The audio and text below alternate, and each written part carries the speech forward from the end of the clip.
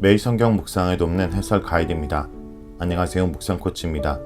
함께 읽고 나눌 말씀은 출애굽기 37장 1절에서 29절까지 말씀입니다. 먼저 1절에서 16절 읽겠습니다.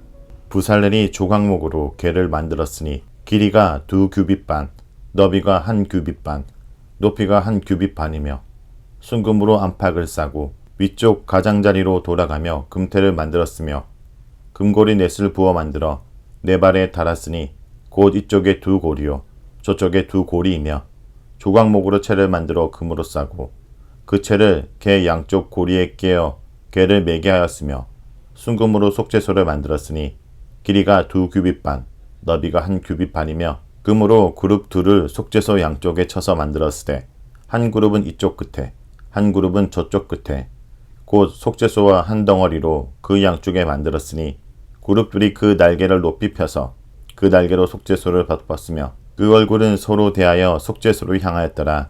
그가 또 조각목으로 상을 만들었으니 길이가 2규빗, 너비가 1규빗, 높이가 1규빗 반이며 순금으로 싸고 위쪽 가장자리로 돌아가며 금태를 둘렀으며 그 주위에 손바닥 너비만한 턱을 만들고 그 턱 주위에 금으로 태를 만들었고 상을 위하여 금고리 넷을 부어 만들어 네 발 위, 네 모퉁이에 달았으니 그 고리가 턱 곁에 있어서 상을 매는 채를 끼게 하였으며 또 조각목으로 상 맬 채를 만들어 금으로 쌌으며 상 위의 기구 곧 대접과 숟가락과 잔과 따르는 병을 순금으로 만들었더라.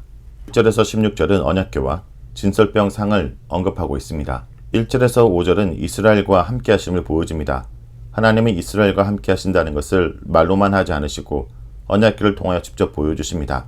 언약궤의 가장 중요한 기능은 십계명이 새겨진 돌판을 보관하는 것으로 하나님이 이스라엘 가운데 임재하셔서 말씀하신다는 것을 보여줍니다.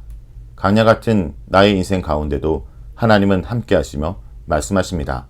그러므로 하나님의 말씀을 듣고 그 말씀을 우리 마음에 품고서 하나님과 함께 삶의 자리로 나아가야 합니다. 3절에서 5절에 언약궤는 4개의 고리를 만들고 그 고리에 채를 끼워 매도록 했습니다.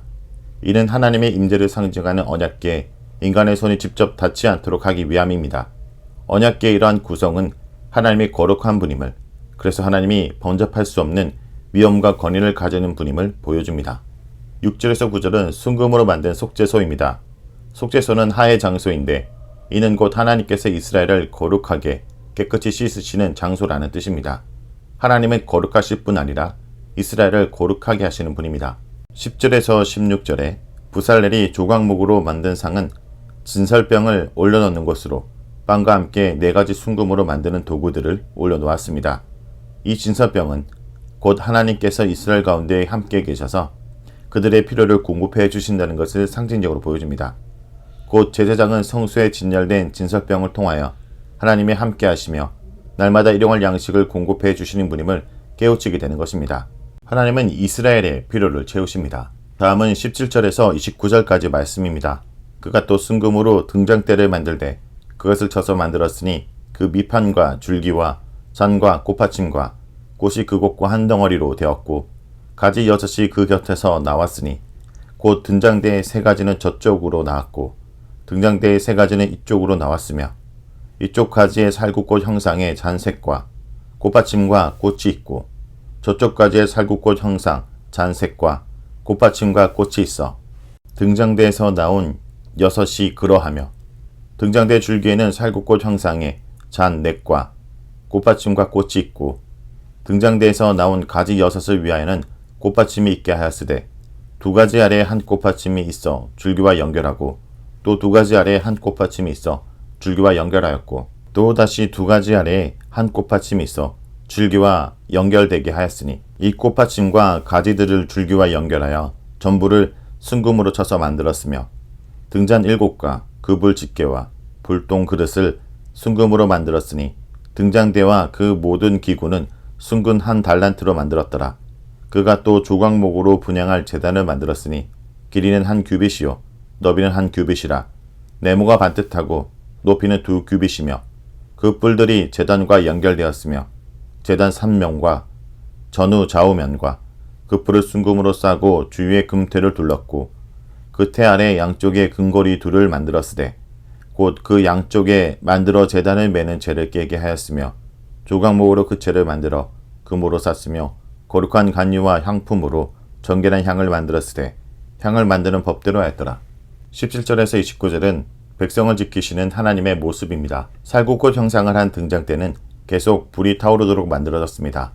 타오르는 불빛은 하나님께서 지금 살아계셔서 그 백성들 가운데 역사하고 계시다는 사실과 함께 이스라엘과 함께 하시는 하나님은 영원토록 주무시지 않고 깨어 계신다는 것을 상징적으로 보여줍니다. 시편 저자의 고백처럼 이스라엘을 지키는 자는 졸지도 아니하시고 주무시지도 아니하시는 분임을 등장대의 불빛이 보여주는 것입니다. 세상의 행포가 날이 갈수록 난폭해진다 하더라도 두려워하지 마십시오. 아무리 어둠이 만연하고 짙어도 빛을 가릴 수 없고 또 이길 수 없듯이 빛이신 하나님이 빛을 창조하신 하나님이 세상을 비추시며 주관하십니다.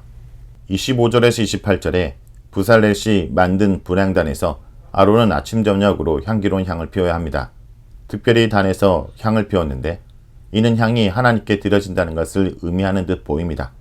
곧 하나님은 매일매일 당신의 백성이 올려드리는 향을 받으시는 것입니다. 29절의 부살렐은 정결한 향을 만드는 일 외에도 하나님께서 이르신 법과 원칙을 지킵니다.